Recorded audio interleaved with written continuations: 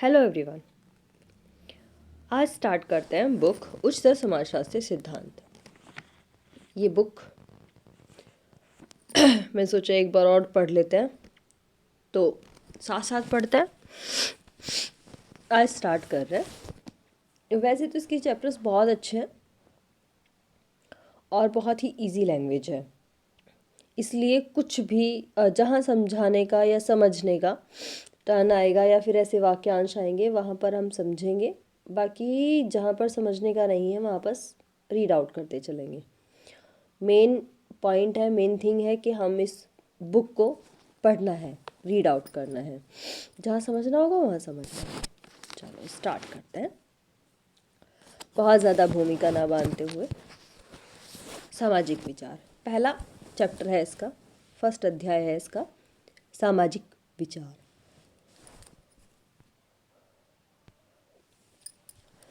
Starting होती है सामाजिक थॉट्स से, सामाजिक विचारों से। कहाँ से आते हैं वो? लोक कथा से विज्ञान तक हम इस बुक में चलेंगे। शुरुआत की है लोक कथा से और ये बुक हमें विज्ञान तक लेकर जाएगी। सोशल थॉट्स क्या कहते हैं, स्टार्ट करते हैं। बुक पढ़ते चलेंगे बस। जब कभी हम विज्ञान की चर्चा करते हैं तो यह मानकर चलते हैं कि विज्ञान का किसी न किसी सिद्धांत के साथ ताल्लुक ज़रूर होगा। यह जनमानस की स्वाभाविक मान्यता है कि विज्ञान और सिद्धांत का एक अटूट संबंध रहा है। हम हर जगह विज्ञान को देखकर चलते हैं। दोनों में चोली दामन का संबंध है, लेकिन दूसरी ओर यह सोच गलत होगी कि जब विज्ञान नहीं था तो कोई सिद्धांत नहीं थे। वास्तविकता तो ये है कि आधुनिक विज्ञान यानी सिद्धांत की पैदाइश से पहले भी सिद्धांत थे। कैसे? यह सिद्धांत मुहावरों, लोकोक्तियों, सूक्तियों आदि में एक संचयी ज्ञान की तरह एक पीढ़ी से दूसरी पीढ़ी को सरकते जाते थे। खरगोश और कछुए की कहानी या लोमड़ी की खट्टे अंगूर की कथा एक ऐसा ज्ञान है जो इन लोक कथाओं में निहित है। हमारे देश में पंचतंत्र और हितोपदेश की अगणित कहानियों में सिद्धांतों का एक ऐसा पिटारा भरा है जो कई पीढ़ियों के गुजर जाने के बाद भी आज भी जीवंत है। आम आदमी चाहे अनपढ़ है और गंवार ही क्यों न हो, उसमें एक सामान्य ज्ञान जरूर होता है जो लोक कथाओं के सिद्धांतों से बंधा रहता है। अतः यह कहना कि आधुनिक विज्ञान ने ही सामाजिक जनजीवन को सिद्धांतों में बांधा हो, ये सत्य नहीं है। लोक कथाओं में अतीत के इतने अधिक अनाम हस्ताक्षर हैं, मतलब इतनी की यादें हैं, इतनी चीज़ें हैं जिन्होंने अनुभव व तर्क के आधार पर कुछ ऐसे अनौपचारिक सिद्धांत प्रतिपादित किए हैं जो बाद में चलकर अनुभाविकता और तर्क की कसौटी पर सही उतरे हैं। वास्तविकता यह है कि सामाजिक विचारों की यात्रा बहुत लंबी रही। अपने सूक्ष्म रूप में सामाजिक सिद्धांतों का उद्गम लोक कथाओं से हुआ। यहाँ से चला सामाजिक सिद्धांत का कारवां आज विज्ञान की परिधि में बंधकर किसी भी विज्ञान के सिद्धांत की तरह निखर कर सामने आया है। ठीक है, ये पूरा पैराग्राफ क्या कहता है कि ऐसा नहीं है कि पहले सिद्धांत नहीं थे।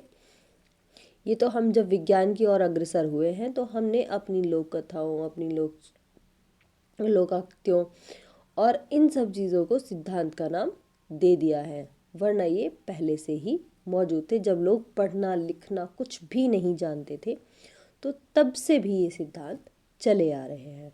हमने इन्हें पहचाना देर से है, इतना ये पैराग्राफ कह रहा है। आगे चलते हैं। मर्टन का यह कहना एकदम सही है कि आज का, नेक्स्ट पेज पे चलता है।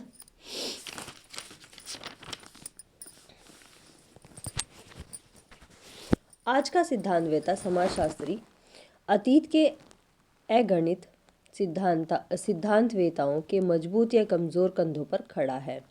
मतलब पुराने जो भी सिद्धांत करता है वो मजबूत हो या कमज़ोर हो या अच्छे हों या कम अच्छे हों, तो मतलब वो अपने बारे में जानते हों या ना जानते हों, उनके मजबूत कंधों पर हम खड़े हैं।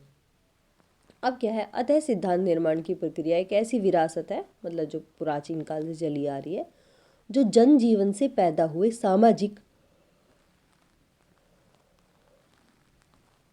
सामाजिक विचारों से सरकती हुई आधुनिक सिद्धांत तक आई है। स्पीड स्लो हो तो आप लोग स्पीड तेज़ करके देख लेना, सुन लेना, पर सुन ज़रूर लेना। आई है। सामाजिक सिद्धांतों की चूलें लोक कथाओं के अलिखित लेकिन समृद्ध साहित्य से जुड़ी हुई हैं। सामाजिक सिद्धांतों पर समाज विज्ञानों में बहुत बड़ा साहित्य है। सिद्धांत भी अनेक हैं, फिर भी हम किसी भी समाज विज्ञान की सिद्धांतवेता या सिद्धांत को ले लें तो हमें पता लगेगा कि यह सब सिद्धांत अनुभाविकता और तार्किकता की प्रक्रिया से गुजरे हैं। ठीक है, हम किसी भी सिद्धांत को ले लें लेकिन वो अनुभाविक और तार्किकता की प्रक्रिया से गुजरा ही होता है। समाज विज्ञानों में सामाजिक चिंतन की प्रक्रिया सन 1938 में एक बड़ी महत्वपूर्ण पुस्तक प्रकाशित हुई, जिसका उल्लेख यहाँ मिला है। कौन सी पुस्तक है? Social thought from law to science. Social thought from law to science. अब नोट करते चलना कि कौन कौन सी बुक इस बुक में हमें मिलेंगी देखने को। पहली बुक आई है social thought from law to science. Social thought from law to science नामक यह पुस्तक हावर्ड बेकर तथा हैरी एल्मर बार्न्स के नाम से प्रकाशित हुई। किसकी बुक है? हावर्ड बेकर और हैरी एल्मर बार्न्स की ये बुक है। इस पुस्तक के 3 खंड हैं, 3 पार्ट में है ये, और इसमें लगभग 1200 से अधिक विचारकों के सिद्धांत क्षेत्र में योगदान विश्लेषण किया गया है। मतलब 1200 से भी अधिक जो सिद्धांतवेता हैं, जो विचारक हैं, जिन्होंने अपने अनुभव के आधार पर कुछ ना कुछ लिखा है, तो उन सब की कोटेशंस, उन सब की बातें उस बुक में प्रकाशित हैं। यह पुस्तक इसलिए भी महत्वपूर्ण है कि इसमें सामाजिक चिंतन और समाजशास्त्रीय सिद्धांत पर आधारित युग से लेकर अब तक बहुत अच्छा विश्लेषण है। दुनिया भर की लोक कथाओं की खोजबीन करके इन 2 अमेरिकी समाजशास्त्रियों ने यह स्थापित किया कि किस प्रकार सामाजिक सिद्धांतों का उद्गम दुनिया भर के लोगों के सामान्य जीवन के साथ जुड़ा हुआ है। ठीक है, नेक्स्ट चलते हैं। इस अध्याय में हम एक निश्चित सिलसिले से यह देखने का प्रयास करेंगे कि किस भांति कि इस चैप्टर में कि किस तरीके से क्या हुआ है, कि किस तरीके से आधुनिक सामाजिक सिद्धांत लोक कथाओं से धीरे धीरे उठकर प्रत्यक्षवाद की अवस्था तक पहुंचे और किस प्रकार सामाजिक सिद्धांतों के विकास की यात्रा धर्म, मिथक, तात्विक अवस्था से गुजरी हुई प्रत्यक्षवाद और विज्ञानवाद तक पहुंची। अगस्त कॉम्ट का है ना कि धर्म से और प्रत्यक्षवाद तक जो प्रक्रियाएं पहुंचती हैं, तो उनके बारे में देखिए कि वो किस तरह से हैं, ये सब इस बुक में हमें देखने को मिलेगा। अब कि इस प्रकार के सामाजिक सिद्धांत, जैसा कि बेकर व बार्न्स कहते हैं, पवित्र समाज से लेकर धर्मनिरपेक्ष समाज तक की अवस्था में हम कैसे पहुँचे ये देखेंगे। सामाजिक सिद्धांतों के विकास और जटिलता का यह है सिलसिलेवार ब्यौरा यहाँ पर चलेगा इस बुक में। देखते हैं। प्रागलिपि तथा आदिम समाज में सामाजिक विचार। स्टार्टिंग कर दी बिल्कुल प्राचीन से। सामाजिक सिद्धांत का उद्गम आदिम समाज से हो रहा है। यह आदिम समाज कैसे थे, उनका क्या स्वरूप था, कुछ भी निश्चित रूप से नहीं कहा जा सकता। हमारे पूर्वज कहानियाँ सुनाते आ रहे हैं, 7 समुंदर पार राक्षसों की नगरी है।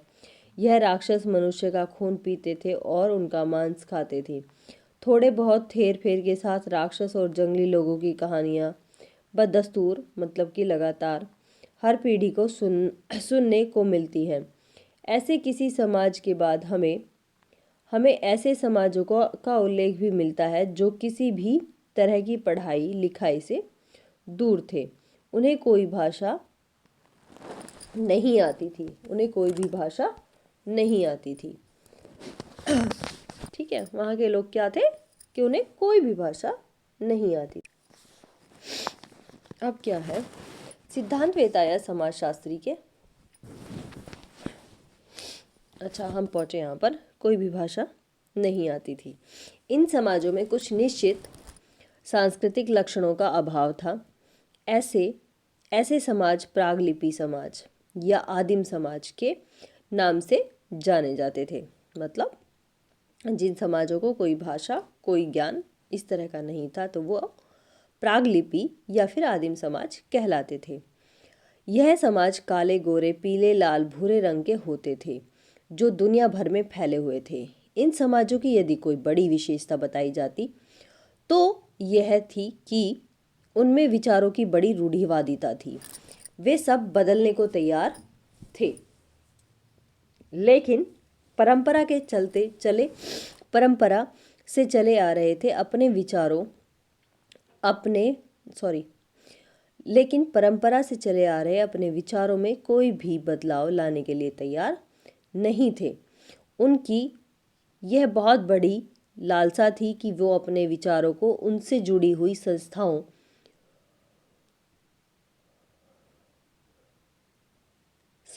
को जो उनके पिता और पितामहों से चली आ रही है, उन्हें किसी भी तरह भुलाया नहीं जाना चाहिए। जिन लोगों का आदिवासियों के साथ निकट संबंध है, आज भी यह स्वीकार करेंगे कि आदिवासी अपने बाप दादा के विचारों और रीति रिवाजों को किसी भी तरह भूलने के लिए तैयार नहीं है। उनका तो सदियों से बराबर एक ही आग्रह रहा है कि उनके बाप दादों की विचारधारा को निरंतरता होनी चाहिए, उसमें उसकी सतता बनी रहे। पीढ़ियों की परंपरा को धकेले रहने का यह आग्रह केवल प्रागलिपि या आदिम समाज का ही हो, ऐसा नहीं है। यह समाज लोक कथाओं के माध्यम से अपनी परंपरा को निरंतरता प्रदान करते हैं। यही प्रवृत्ति है कि आदत सभ्य या पढ़े लिखे समाज में लिखावट द्वारा सांस्कृतिक निरंतरता को बनाए रखने की होती है। अतः प्रागलिपि समाज हो या सभ्य समाज हो, संस्कृति की निरंतरता को रखना बहुत बड़ी विशेषता होती है।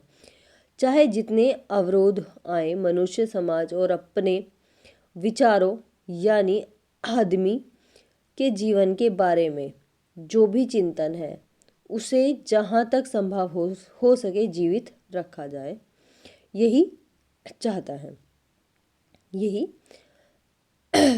है। बाकी बड़ी विचित्र अवस्था मानव समाज के साथ रही है, और एक और जब वह बदलाव और तरक्की चाहता है, वहीं उसकी यह भी इच्छा रहती है कि वह आदमी के जीवन के प्रति जो उसके विचार हैं, जो उसके सिद्धांत हैं और जो उसका निर्वचन है, यह तनिक भी नहीं बदले। जहाँ वह अपने ऊपर की पीढ़ियों के चिंतन को संजोए रखना चाहता है, वहीं भविष्य की पीढ़ियों के लिए नया चिंतन और विकास भी देना चाहता है। इस सब तत्वों अथवा सामाजिक चिंतन के पीछे कई कारक हो रहे हैं, तो इन कारकों को भी आगे देखेंगे इस बुक में कि क्या क्या और कैसे कैसे बनाई गई है। तो पहला कारण क्या है? पृथक्करण।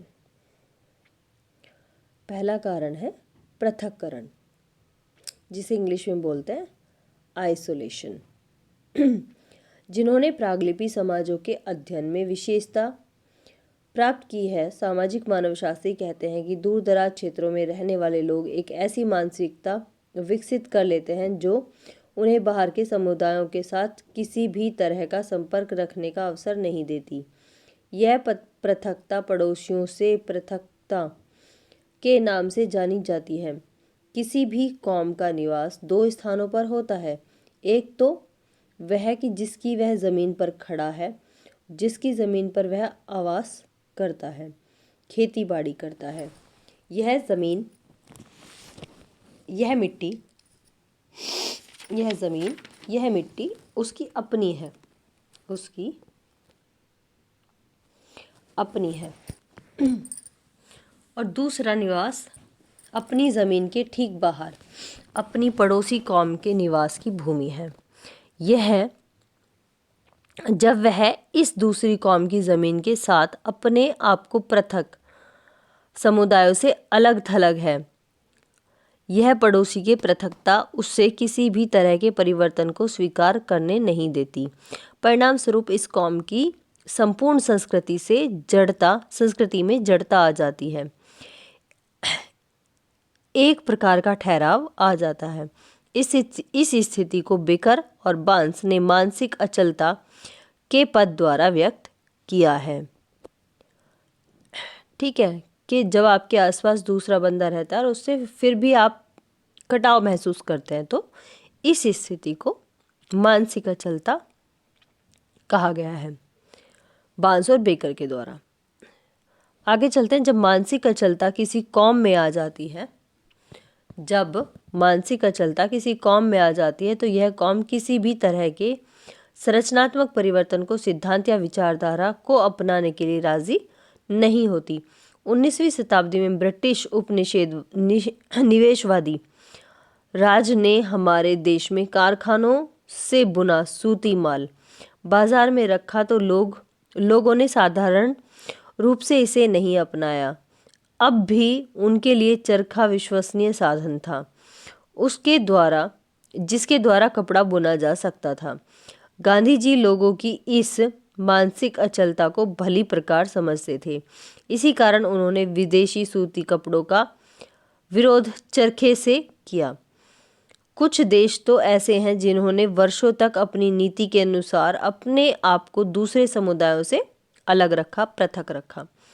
ऐसे देश यह मानकर चलते हैं कि दूसरे समुदायों के साथ संपर्क उनकी पीढ़ियों से चली आ रही संस्कृति को गंधला कर देंगे, और ऐसा ही हुआ। अब जैसे जैसे हम नई संस्कृति को अडॉप्ट करते जा रहे हैं और अपनी संस्कृति को छोड़ते जा रहे हैं, इन लोगों ने मानसिक अचलता इतनी गहरी है और शक्तिशाली है कि वो किसी भी प्रकार के सामाजिक परिवर्तन की कतई इच्छा नहीं रखते।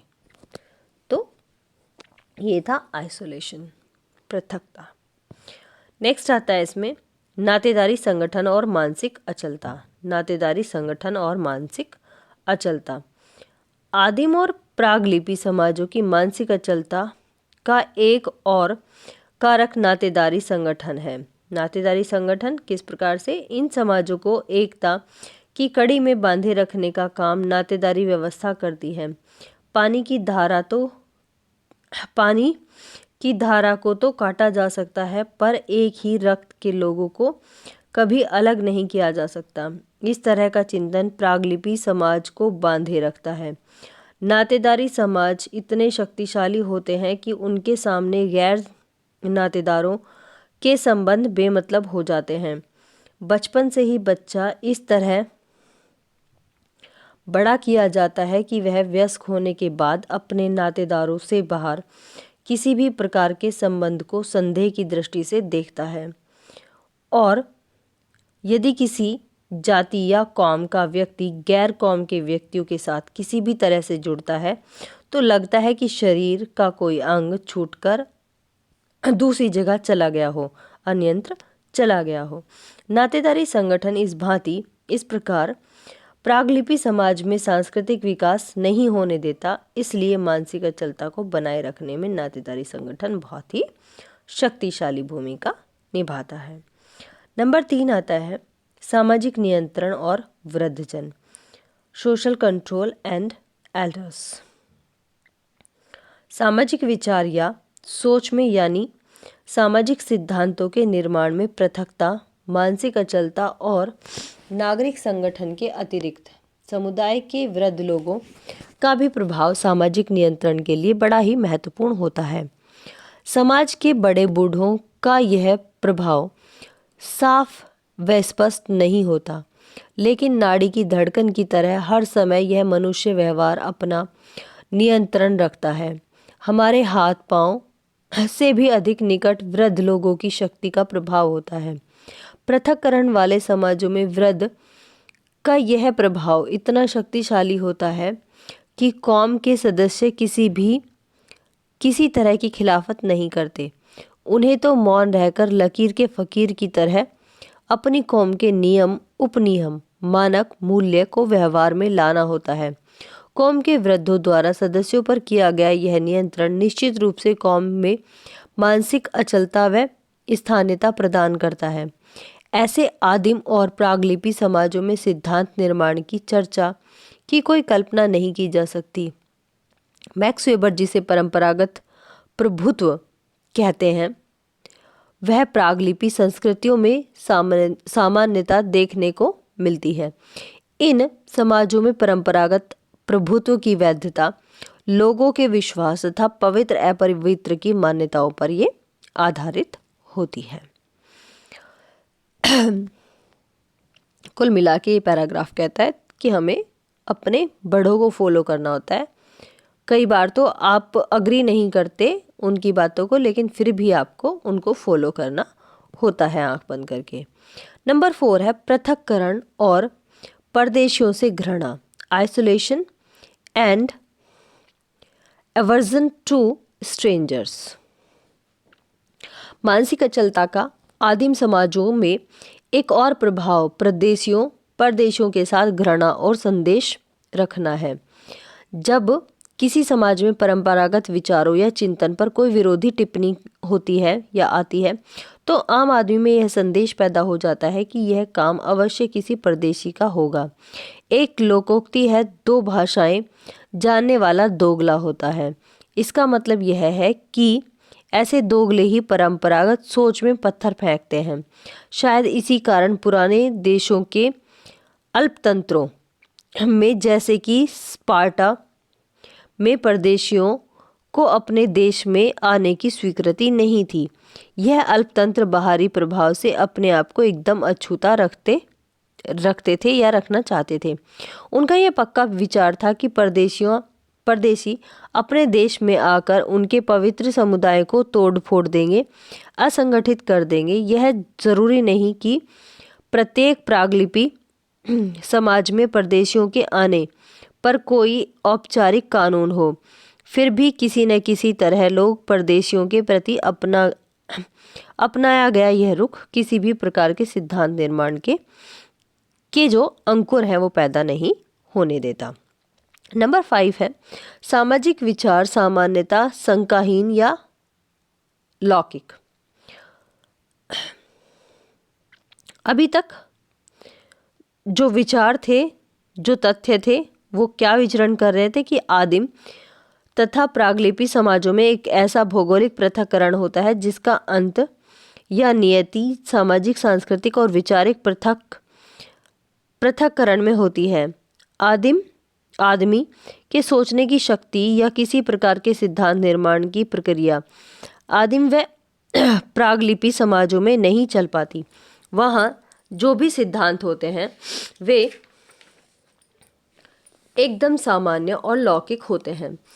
वहाँ की कहावतों, मुहावरों, दोहों या श्लोकों में एक पूरा का पूरा सिद्धांत घटा हुआ मिलता है। लोकोक्तियों का यह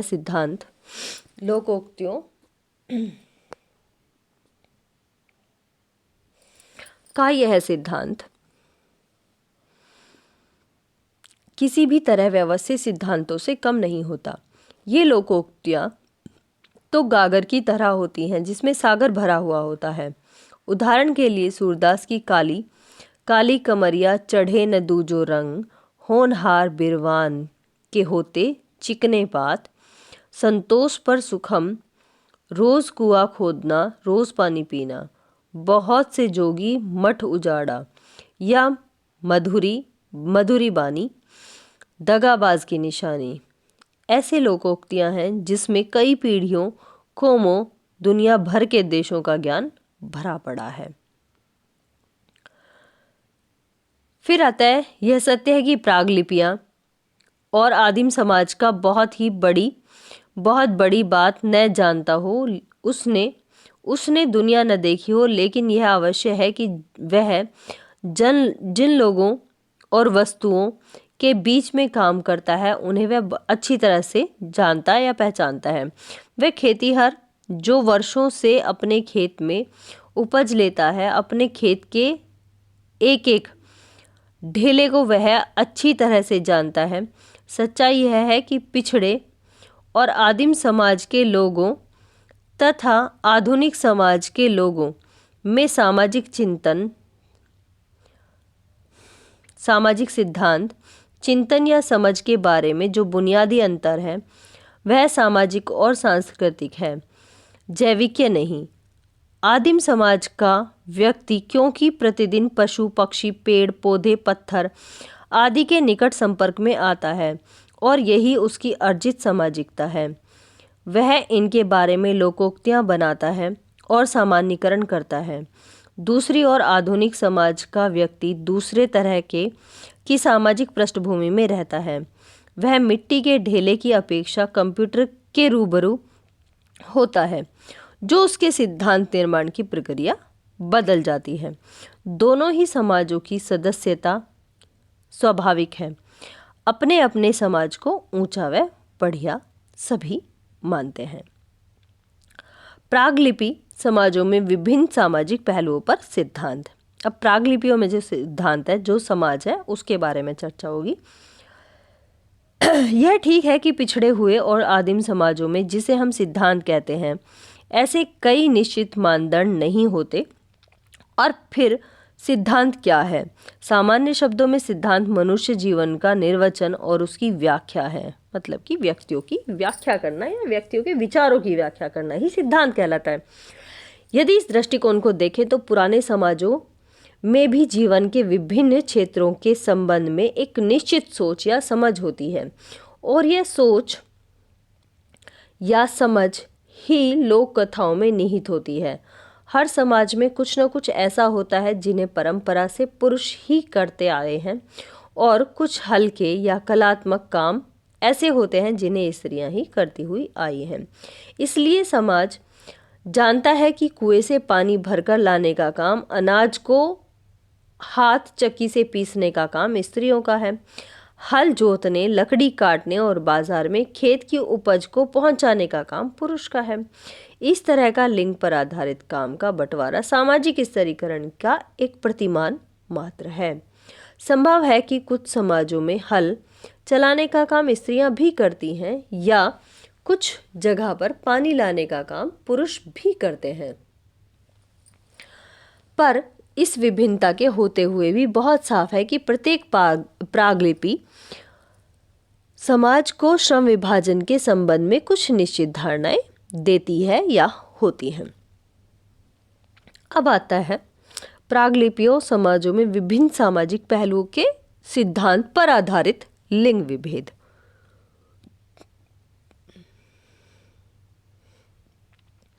सेक्स डिस्क्रिमिनेशन। प्रत्येक समाज में स्त्रियों की स्थिति के संबंध में निश्चित विचार होते हैं। एक जर्मन मुहावरे के अनुसार बिना पत्नी का आदमी बिना सिर का धड़ है। फ्रांस में स्त्रियों के बारे में यह मुहावरा प्रचलित है कि स्त्री एक संपूर्ण शैतान है। हिंदू समाज में एक अन्य प्रकार का मुहावरा प्रचलित है जिसका नेतृत्व स्त्रियां करती हैं, समझ लो वो बर्बाद हो गया। एक अन्य हिंदुओं का मुहावरा है, स्त्री अर्धांगिनी है, यानी पुरुष का आधा अंग है। रूसी समाज में स्त्रियों के संबंध में प्रचलित मुहावरे, मुर्गी को कौवे की तरह बांग नहीं देनी चाहिए, पति अपनी पत्नी का पिता होता है। यूगोस्लेविया में कहा जाता है कि कभी कभार समझदार पत्नी की आज्ञा मानना अक्लमंदी होती है। इसी देश में यह भी प्रचलित है कि स्त्रियों के सिर के बाल लंबे होते हैं और उनका मस्तिष्क छोटा होता है। सच्चाई तो यह है कि स्त्रियों के संबंध में हर समाज में उनकी लोक कथाओं में एक निश्चित धारणा रखी गई है। यह धारणा ही सामाजिक व्यवस्था में उनकी स्थिति को निश्चित करती है। सामाजिक स्तरीकरण की ये अवधारणाएं जो सिद्धांत को विकसित करती हैं, प्रागलिपि और पिछड़े समाजों की लोक कथाओं, मुहावरों और लोकोक्तियों में प्रचुर मात्रा में मिलती हैं। बेकर व बांस का संपूर्ण तर्क यही है कि सामाजिक सिद्धांत का जन्म प्रत्यक्षवाद से यानी विज्ञान से ही होता है। इसके उद्गम को हमें सबसे अधिक पुराने समाजों में देखना चाहिए। अब आता है प्रागलिपि समाजों में विभिन्न सामाजिक पहलुओं के सिद्धांत में पहले हमने देखा लिंग विभेद और दूसरा है जनसंख्या संबंधी नीतियां क्या कहती हैं। प्रागलिपि समाजों में हमने अभी पढ़ा कि सामाजिक स्तरीकरण में स्त्रियों का स्थान सबसे नीचा होता है। यही नहीं देखा गया कि यदि किसी समाज में जनसंख्या बढ़ रही है तो स्त्रियों को किसी भी प्रकार कम करने के उपाय किए जाते हैं। समाज जन्म होते ही उनका गला घोंट दिया जाए और रुग्ण अवस्था में उन्हें भगवान भरोसे छोड़ दिया जाए।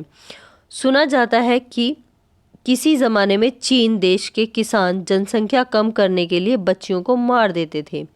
ऐसे समाज यह मानकर चलते हैं कि बच्चियां जीवन संघर्ष में व्यवधान डालती हैं। थोड़े बहुत अंतर के साथ हमारे देश में भी बच्चियों के प्रति ऐसी ही कुछ अवधारणाएं थी। ऐसा ही क्यों?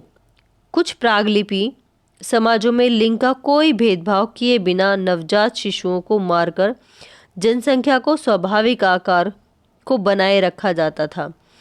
जब कभी उन्हें लगता था कि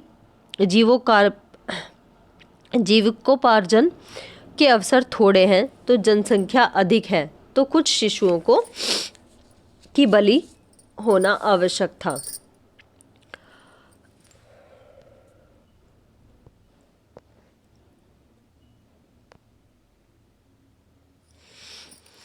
कई बार जब कहा जाता है कि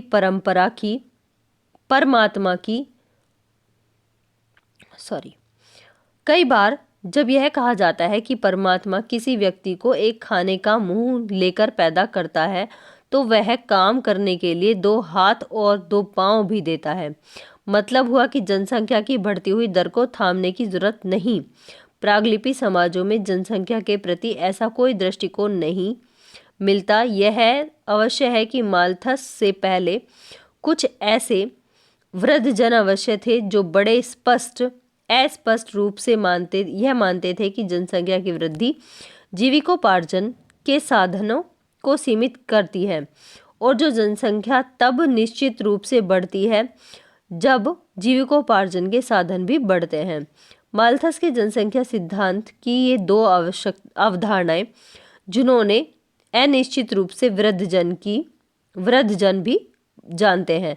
इस तरह रखा जाएगा कि क्योंकि जनसंख्या निश्चित रूप से जीविकोपार्जन के साधनों द्वारा सीमित की जाती है, सामान्य और स्थायी दशाओं में इसमें कोई परिवर्तन नहीं आना चाहिए। माल्थस के इस सिद्धांत की मूल भावनाओं को जिस तरह प्रागलिपि समाजों में वृद्धजनों ने समझा था, इस तथ्य को निश्चित करता है कि आज जिन सिद्धांतों को हम भव्य और क्रांतिकारी कहते हैं उनका उद्गम लोक नीतियों और मान्यताओं से होता है। आगे आता है इसी कड़ी में करिश्माई नेतृत्व।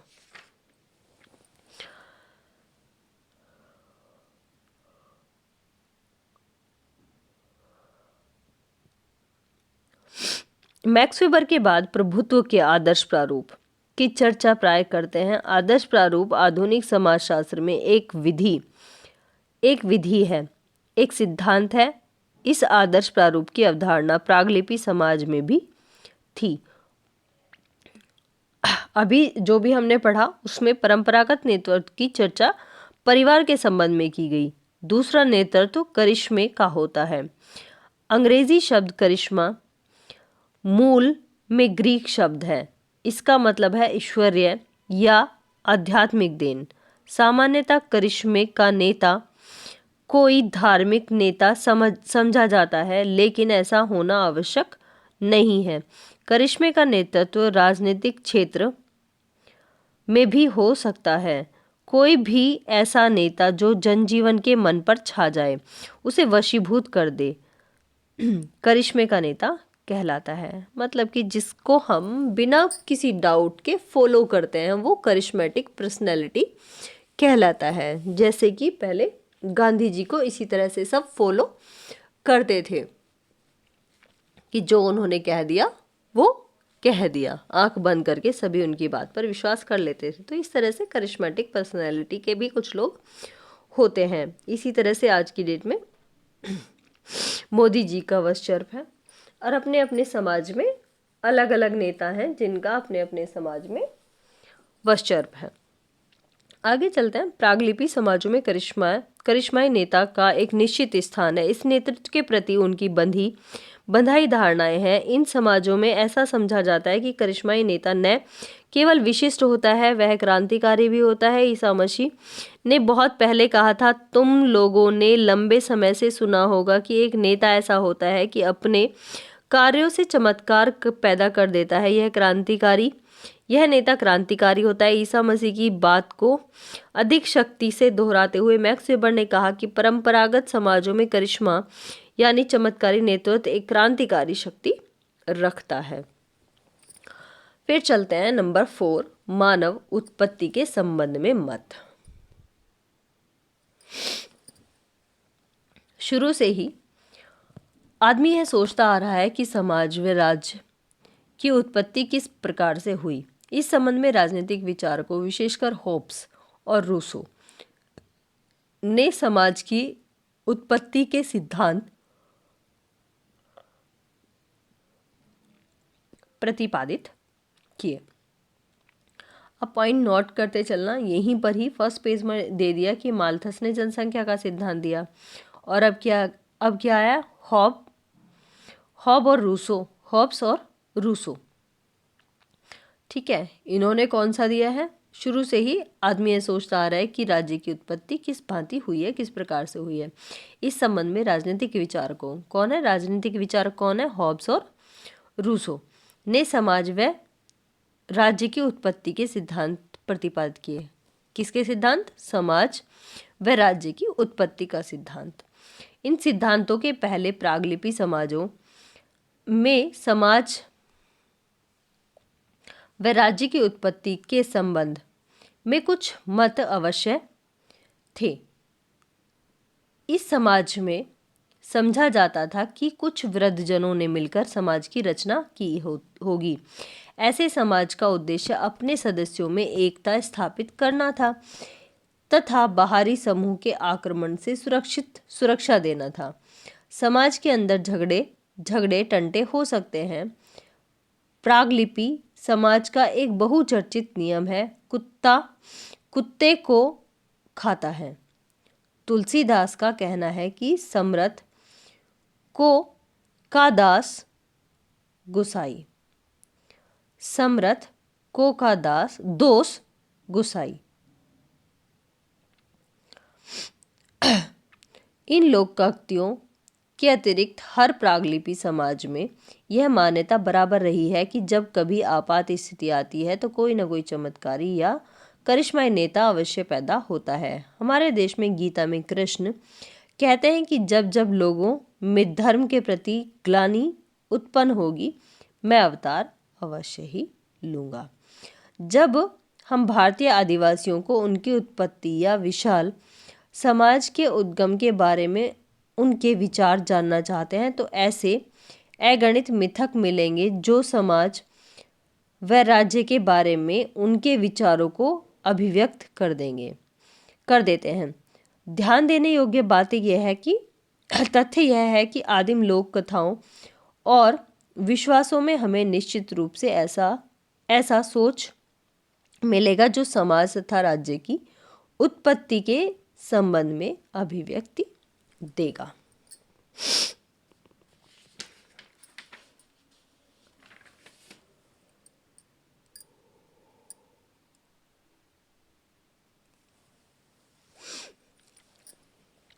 अब आता है 5वां पॉइंट, संपत्ति। बेकर व बांस ने अपनी पुस्तक के पहले भाग में विवादास्पद मुद्दे को उठाया है। यह कहा जाता है कि प्रागलिपि आदिवासी समाज में प्रारंभिक अवस्थाओं में संपत्ति के बारे में कोई विचार नहीं था।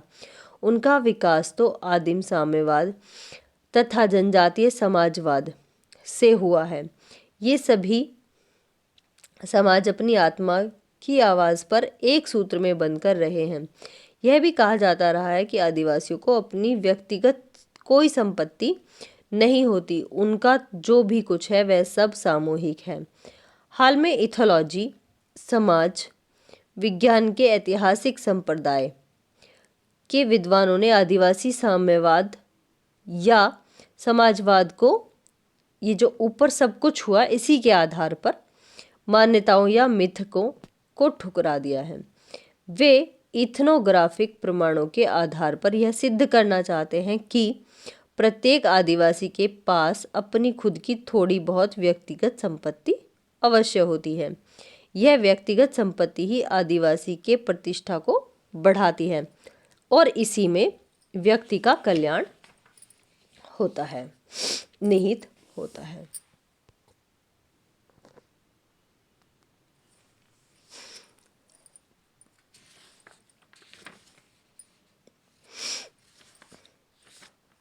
अभी क्या है, यदि हम प्रागलिपि समाज या आदिवासियों के रूढ़िवादी व्यवहारों को देखेंगे तो हमें ऐसे नियम मिलेंगे जो उनकी व्यक्तिगत संपत्ति पर उनका अधिकार देती है। जिन जंगल के जिन क्षेत्रों में वे शिकार करते हैं या तालाबों या पोखरों से मछलियां पकड़ते हैं, उन पर उनका निजी संपत्ति की तरह रूढ़िवादी अधिकार होता है। जहाँ खेती बाड़ी की जाती है वहाँ सामूहिक भूमि के पास कुछ भूमि व्यक्तिगत संपत्ति की तरह खेत होते हैं जिन पर उनका मालिकाना अधिकार होता है। इसी तरह चल संपत्ति भी, जैसे स्त्री, औजार और जानवरों पर भी व्यक्तिगत संपत्ति का स्वामित्व होता है। यह कहना गलत नहीं होगा कि कुछ प्रागलिपि और आदिम समाजों में समाज द्वारा मान्य एक निश्चित गैर बराबरी या सामाजिक स्थिरीकरण होता है।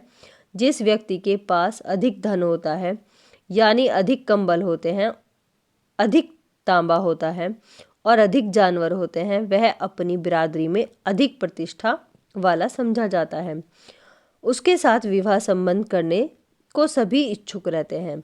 जिस तरह सभ्य समाज में बड़े बंगले और मोटर कार रखने वाले व्यक्ति की ऊंची प्रतिष्ठा होती है,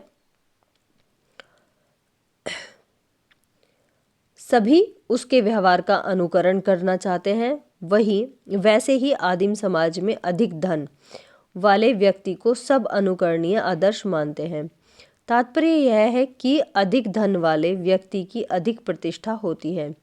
तो स्थिरीकरण का यह सिद्धांत प्रागलिपि समाज पर भी लागू होता है। यदि स्थिरीकरण का मूल आधार धन है तो यह कहना चाहिए कि प्रागलिपि समाज में किसी न किसी प्रकार का स्थिरीकरण अवश्य मिलता है। तो आज और अभी ये फर्स्ट चैप्टर स्टार्ट किया था हमने, 10 पेज तक अभी हम लोग आए, आगे नेक्स्ट वीडियो में बढ़ेंगे। ठीक है, ओके। और इस बुक को धीरे धीरे कंप्लीट करेंगे, कोशिश तो यही रहेगी। Okay, bye bye.